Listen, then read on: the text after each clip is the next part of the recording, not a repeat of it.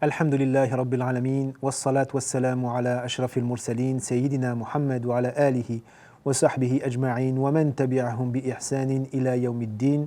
Amma ba'd, fassalamu alaykum wa rahmatullahi wa barakatuh.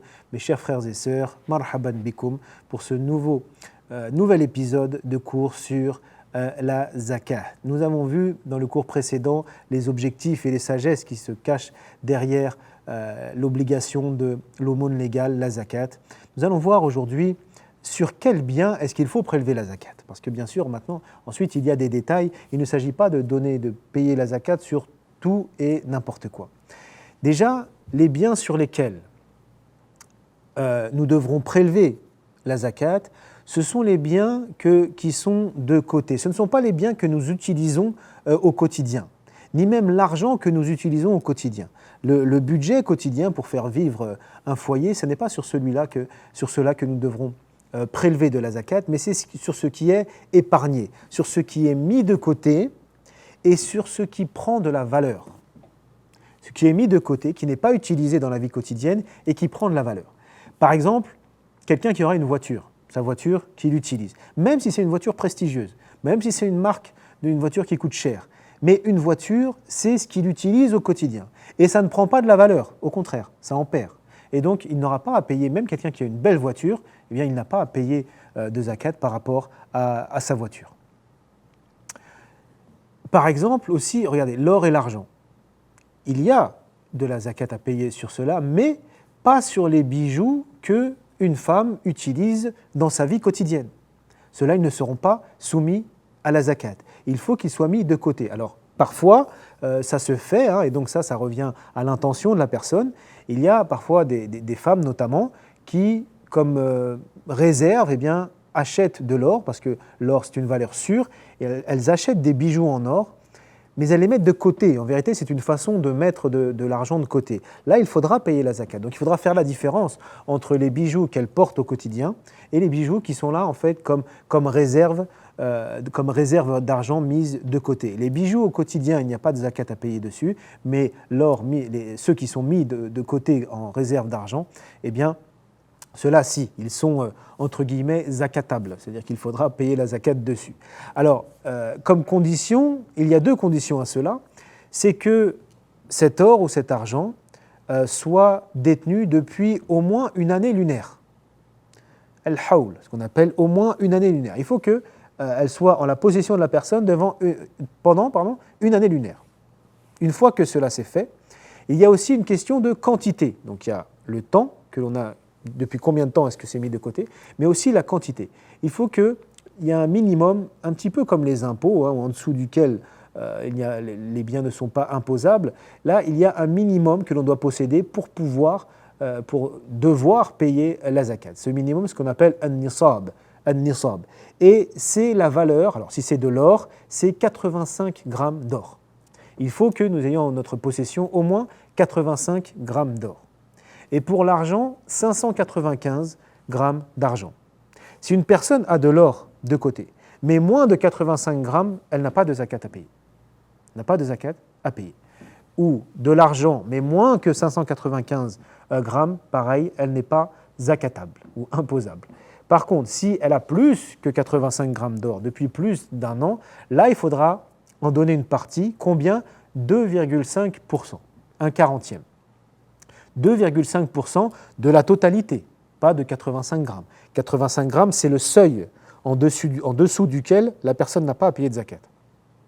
Si elle a 200 grammes d'or, elle devra payer 2,5% de 200 grammes d'or qu'elle conserve depuis plus d'une année lunaire. Ou, si c'est de l'argent, 595 grammes d'argent. Concernant la monnaie, alors sous toutes ses formes, forme liquide, ce qu'il y a de côté en banque, etc., également, il faudra en avoir un minimum. Alors à nouveau, c'est l'argent que l'on a mis de côté, pas l'argent que nous utilisons pour faire fonctionner, pour les besoins du quotidien du foyer, l'argent qui est mis de côté, qui est épargné, entre guillemets, bien sûr épargné sans intérêt, mais qui est mis de côté.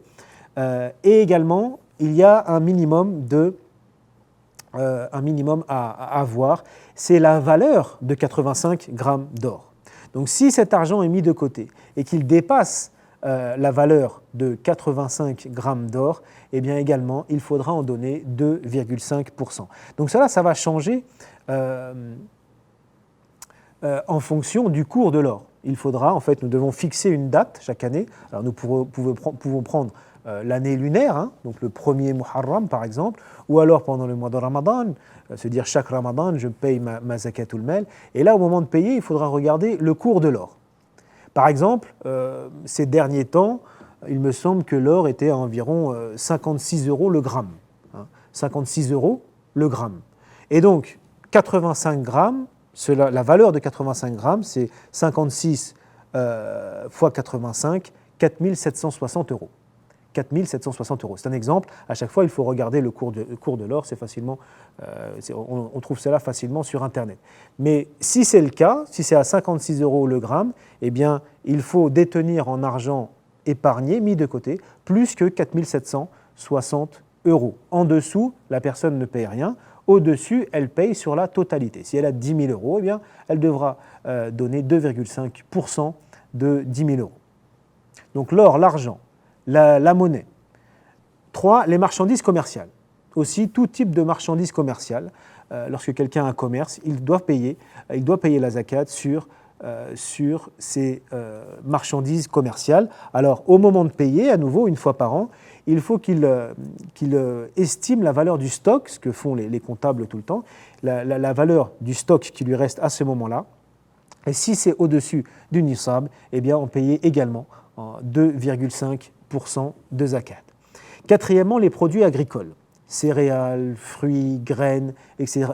Tout cela, il y a la zakat à payer, car Allah nous dit, Azza wa Jal, Ya ayyuhalladhina amanu anfiqu min tayyibati ma kasabtum wa mimma akhrajna lakum min al-ard.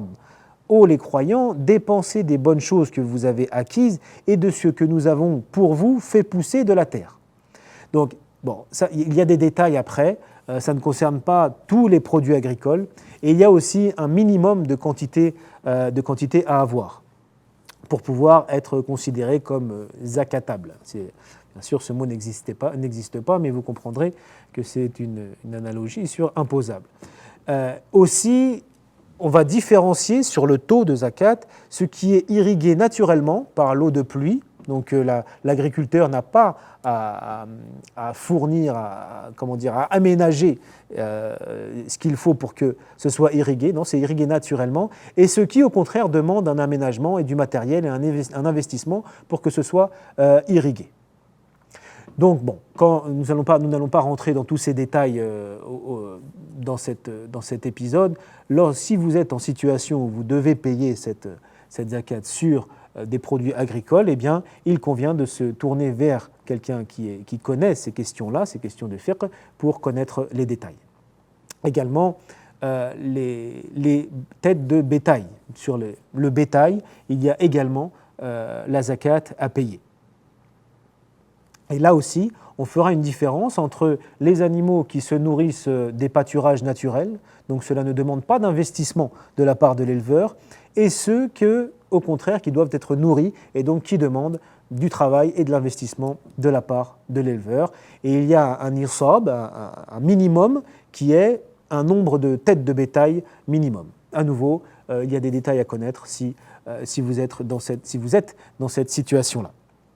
Donc, on récapitule, l'or et l'argent en soi, pas les bijoux qui sont portés quotidiennement, mais l'or et l'argent qui est mis de côté, de la monnaie, qu'elle soit sous forme liquide ou sous forme électronique maintenant dans les comptes en banque, les marchandises commerciales, les produits agricoles et le bétail. Sur ces 5 types de biens, eh bien, nous sommes responsables de donner une partie aux gens qui sont dans le besoin par ordre d'Allah subhanahu wa ta'ala pour mettre en pratique ce pilier de l'islam qui est la zakat. Barakallahu fikum pour votre attention. Je vous dis à bientôt, Inch'Allah, pour le prochain épisode. Ila al-liqa. Wassalamu alaikum wa rahmatullahi wa barakatuh.